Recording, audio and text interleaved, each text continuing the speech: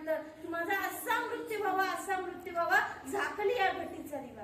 म्हणजे दिवा जसा झाकण ठेवलेला आहे, कधी विजला कळत, झाडाचं पान आहे कधी गळून पडलं पिकलेलं पान कळत नाही, तसा माझा मृत्यू व्हायला पाहिजे. मला यमाच्या दारात जायचं नाही, मला यमराज नको घ्यायला आले पाहिजे, मला देवदूत घ्यायला आले पाहिजे. होय ना? हो, मला जीवनाचं सार करण्यासाठी मी किती भाग्यवान आहे की माझ्या गळ्यात प्रभूंनी ही माळ टाकली. ह्या 2 मंगळसूत्रे आहे ना सगळ्यांच्या गळ्यात महिलांना?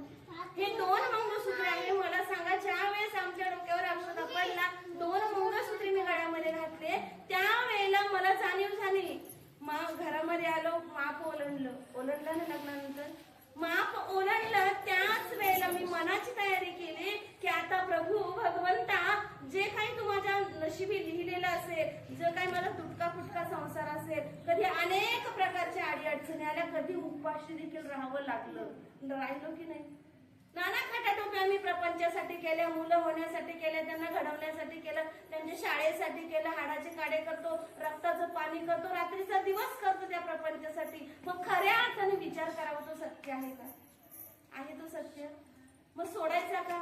तर नाही, मुळीच सोडायचा नाही. हेच म्हणतात, प्रपंच करावा नीट नेटका, तो नसावा तो फाटका नकोय त्यांना. ते जसं स्वतः चालवतात तसंच चालवायचं आहे. फक्त मनाला जागृती ठेवायची आहे, मी कुणाचा आहे, तर मी या ईश्वराचा अंश आहे.